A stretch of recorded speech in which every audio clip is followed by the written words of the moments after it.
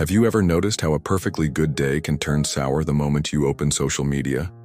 One minute you're content with your morning coffee, the next you're spiraling because someone from high school just posted about their third promotion this year. Here's what nobody tells you. That constant ache you feel, that sense of never being enough, that exhausting race you're running. It all stems from one deeply ingrained habit that's literally rewiring your brain for misery.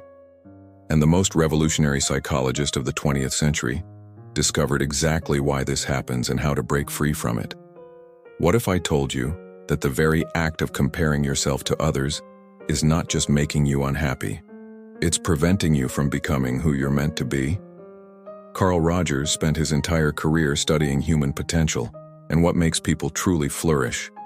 And what he discovered flies in the face of everything our achievement-obsessed culture teaches us. Rogers found that comparison isn't just a harmless habit, it's a fundamental betrayal of your authentic self. Every time you measure your worth against someone else's achievements, you're essentially telling yourself that who you are right now isn't valid, isn't enough, isn't worthy of acceptance.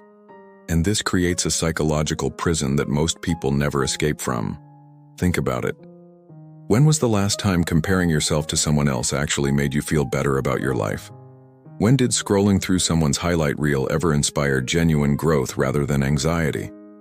The truth Rogers uncovered is both simple and profound. Comparison is the enemy of self-actualization. It's the static that drowns out your inner voice, the fog that obscures your true path, the weight that keeps you from rising to your full potential.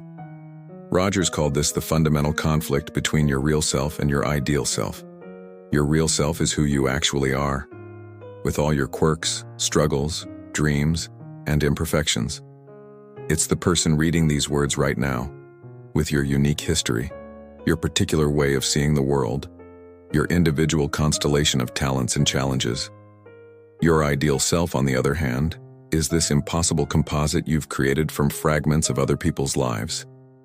It's the person with your friend's confidence, your colleague's salary, your neighbor's relationship, that influencer's body, that entrepreneur's success story.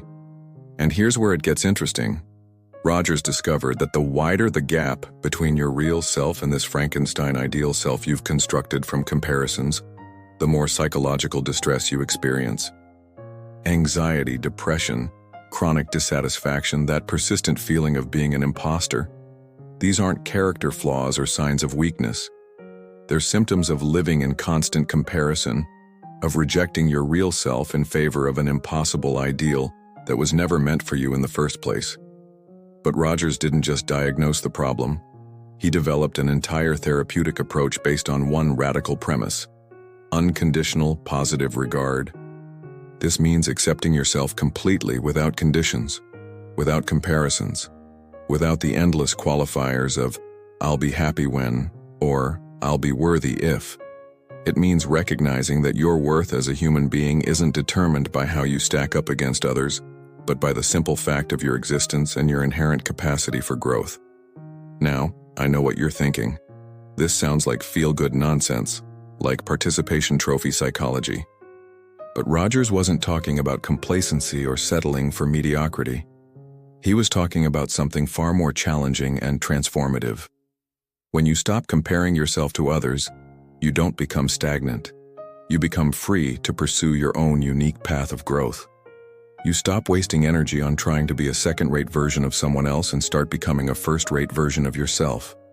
Rogers observed something fascinating in his decades of therapeutic work. The clients who made the most profound changes weren't the ones who pushed themselves harder to meet external standards. They were the ones who learned to listen to what he called their organismic valuing process. Essentially, their inner wisdom about what truly matters to them. When you're constantly comparing, you can't hear this inner voice. You're too busy listening to the noise of what everyone else is doing, achieving, posting, and projecting. Let me paint you a picture of what Rogers saw happening in people's lives when they stopped comparing. Instead of choosing careers based on prestige or salary comparisons, they pursued work that aligned with their genuine interests and values. Instead of maintaining relationships that looked good from the outside, they cultivated connections that felt authentic and nourishing. Instead of chasing goals that would impress others, They pursued growth that felt meaningful to them personally. One of Rogers' most powerful concepts is what he called conditions of worth. From childhood, we learn that we're more lovable, more acceptable, more worthy when we meet certain conditions. Get good grades and you're praised. Achieve something impressive and you're celebrated. Look a certain way and you're admired. Over time, we internalize these conditions and start believing our worth actually depends on meeting them.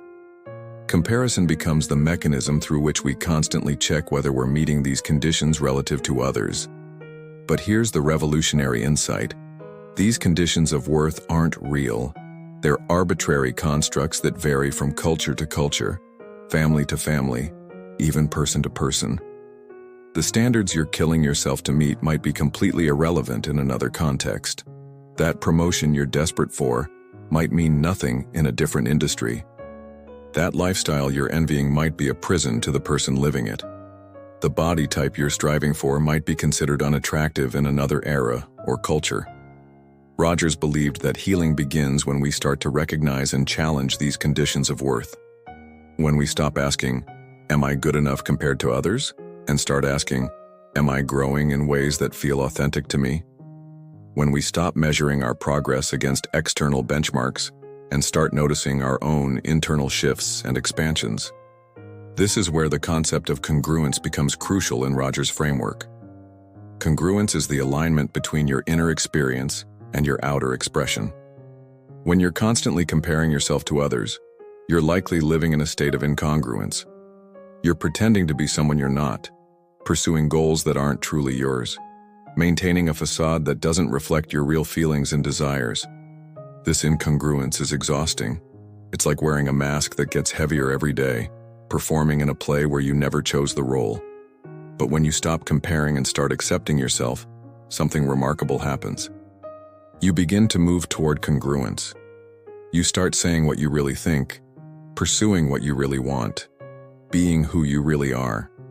And paradoxically, this is when you become most powerful, most creative, most capable of genuine connection with others. Because authenticity has a magnetism that no amount of impressive achievement can match. Rogers noticed that his clients who achieved this congruence shared certain characteristics. They became more open to experience, less defensive, more creative, more spontaneous. They developed what he called an internal locus of evaluation, meaning they judged their actions and choices based on their own values and feelings, rather than external standards. They became, in his words, fully functioning persons. Now let's talk about the practical reality of living without comparison in a world that seems designed to make us compare. Social media algorithms literally profit from your insecurity, serving you content calculated to make you feel behind, lacking, not enough. The entire advertising industry exists to make you dissatisfied with what you have. Our educational system ranks and grades and sorts people from earliest childhood. Our economic system creates vast inequalities that are impossible to ignore. Rogers would acknowledge these challenges, but he'd also point out that you have more power than you think. You can't control the society you live in, but you can control your response to it. You can choose to see through the illusion of comparison, to recognize it as a game you don't have to play. You can develop what Rogers called psychological freedom, the inner liberation that comes from choosing your own values and standards, rather than having them imposed on you. This doesn't mean isolating yourself or pretending differences don't exist. Rogers was deeply engaged with the world and acutely aware of social realities, but he understood that true social change comes from individuals who are secure enough in themselves to act from authentic conviction rather than comparative anxiety. The person who stops comparing doesn't become selfish or disconnected. They become more genuinely available to others because they're not using others as mirrors for their own insecurity. Think about the people who have truly influenced your life in positive ways. Were they the ones with the most impressive achievements, the ones who seemed to be winning at comparison? Or were they the ones who seemed genuinely comfortable in their own skin, who treated you as a unique individual rather than a competitor, who modeled what it looks like to live according to your own values? Rogers found that the therapists who helped their clients most weren't the ones with the most techniques or credentials. but the ones who embodied this unconditional positive regard, who created spaces free from judgment and comparison. There's a beautiful paradox in Rogers' approach. By accepting yourself as you are, you become capable of change. By stopping the exhausting effort to be someone else, you free up energy to become more fully yourself. By releasing the need to be better than others, you open to the possibility of being better than you were yesterday, not in comparative terms, but in terms of your own growth and self-actualization. Rogers often used the metaphor of a plant growing toward the sun. A plant doesn't compare itself to other plants. It doesn't waste energy wishing it were a different species, or beating itself up for not growing as fast as the plant next to it. It simply follows its own nature, reaching toward the light in its own way, at its own pace, according to its own design. And in doing so, it fulfills its potential perfectly, not by meeting some external standard, but by fully expressing what it is. This is what Rogers called the actualizing tendency, the innate drive in every living thing to develop its capacities and express its nature fully. Comparison interferes with this natural process. It's like putting a box around a growing plant, forcing it to conform to a shape that isn't natural to it. Remove the box of comparison, and the plant, and you, can grow freely toward your own unique form of fulfillment. But let's be honest about how hard this is. We've been training in comparison since childhood. Remember being asked to line up by height? Remember report cards and honor rolls and award ceremonies? Remember being told to be more like your sibling, your classmate, that successful person your parents admired? These experiences carved neural pathways that fire automatically whenever we encounter information about others' achievements or advantages. Rogers would say that healing these patterns requires what he called empathic understanding, but directed toward yourself. Can you understand why you developed these comparison habits? Can you see how they were adaptive at one point, how they helped you navigate a world that demanded you compete and measure up? Can you have compassion for the part of you that still believes your worth depends on your ranking? This self-empathy is crucial because shame about comparing only creates more psychological distress. If you beat yourself up for comparing yourself to others, you're just adding another layer of self-rejection. Rogers' approach would be to notice the comparison arising, acknowledge it without judgment, and gently return your attention to your own experience and growth. One of the most profound insights from Rogers' work is that the need to compare often stems from a disconnection from your own experiencing. When you don't trust your own feelings, perceptions, and judgments, you look outside yourself for validation and direction. You use others as reference points because you've lost touch with your own internal compass. But this creates a vicious cycle. The more you compare, the less you trust yourself, and the less you trust yourself, the more you feel compelled to compare. Breaking this cycle requires what Rogers called experiential learning. Learning to trust your own experience as a valid source of knowledge and guidance. This means paying attention to how things actually feel to you, not how they're supposed to feel. It means noticing what energizes you and what drains you, what feels authentic and what feels forced, what brings you alive and what deadens your spirit. These felt senses are more reliable guides than any external comparison could ever be. Rogers discovered something remarkable in his research. People who learned to trust their own experiencing became not only happier, but also more effective in the world. They made better decisions because those decisions were based on accurate self-knowledge, rather than external pressures. They formed healthier relationships because they could be genuine, rather than performative. They contributed more creatively to their fields because they weren't constrained by conventional thinking. This brings us to another crucial aspect of Rogers' philosophy: the idea that each person is the world's leading expert on themselves. No one else has access to your inner experience. No one else knows the full context of your life, the battles you're fighting, the growth you're undergoing, the meaning you're making. When you compare yourself to others, you're essentially abandoning your expertise about your own life in favor of superficial information about someone else's. Imagine if we applied comparison logic to other areas of nature. Would we say a river is failing because it's not as big as the ocean? Would we say a mountain is inadequate because it's not as tall as Everest? Would we say a sunset is worthless because it's not as spectacular as yesterday's? The absurdity is obvious when we look at nature, yet we apply this same illogical thinking to ourselves constantly. Rogers believed that human beings, like all of nature, have inherent worth that isn't contingent on comparison. Your value doesn't increase when you achieve more than someone else, or decrease when you achieve less. Your worth is constant, inherent, non-negotiable. The only question is whether you'll recognize and honor this worth or continue to make it conditional on comparative achievement. This unconditional self-acceptance doesn't mean you stop growing or challenging yourself. In fact, Rogers found the opposite to be true. When people stopped the exhausting work of trying to prove their worth through comparison, they had more energy available for genuine growth. They took more creative risks because they weren't paralyzed by fear of not measuring up. They learned from failures more effectively because they weren't devastated by them.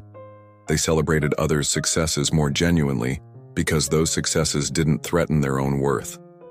There's a profound peace that enters your life when you stop comparing. It's not the peace of resignation or defeat, but the peace of alignment. You stop fighting against yourself, stop rejecting who you are in favor of who you think you should be. You stop the exhausting performance and start the satisfying work of authentic self-expression. You stop seeking approval and start seeking growth. You stop comparing and start creating. Rogers often spoke about the good life not as a state of happiness or achievement, but as a process of becoming. It's not about reaching a point where you're finally enough compared to others, but about continually moving toward fuller expression of your potential. This process is unique to each individual. Your becoming doesn't look like anyone else's, and that's exactly as it should be. The peace that comes from not comparing isn't passive or static. It's the dynamic peace of being in flow with your own nature, of moving in harmony with your own rhythm, of growing according to your own design. It's the peace of not having to constantly monitor where you stand relative to others, of not having to adjust your course based on what someone else is doing, of not having to perform your worthiness for an imaginary audience. When you stop comparing, you also become more available for genuine connection. Comparison creates distance between people. It turns potential friends into competitors, potential mentors into threats, potential collaborators into rivals. But when you're secure in your own worth, you can appreciate others without feeling diminished. You can learn from others without feeling inferior. You can celebrate others without feeling threatened. This is what Rogers called person-to-person relating, and it's only possible when you've stopped using others as yardsticks for your own value. The implications of Rogers' ideas extend far beyond individual psychology.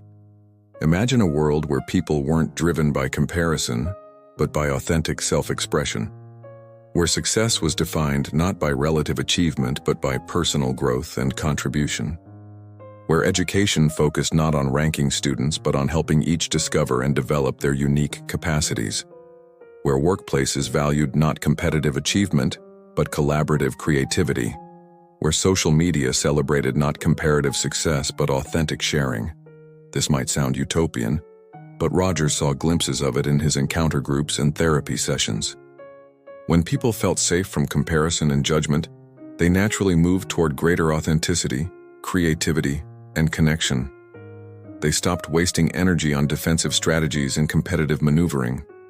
They started taking risks, expressing themselves, supporting others. The absence of comparison didn't create mediocrity. It unleashed potential that comparison had suppressed. As we near the end of this exploration, I want to address the voice in your head that might be saying, "This all sounds nice, but it's not realistic. The world demands comparison. I have to compete to survive." Rogers would acknowledge this concern while gently challenging its premise.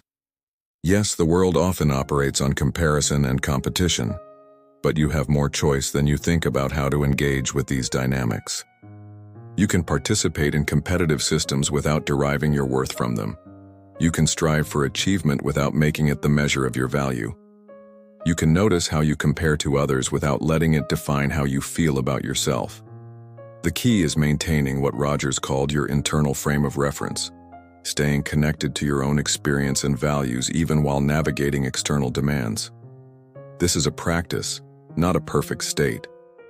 You'll find yourself comparing again and again. The patterns are deep, the triggers are everywhere, the culture reinforces it constantly. But each time you notice yourself comparing, you have a choice. You can spiral into self-judgment and anxiety, or you can gently return to your own experience, your own growth, your own path.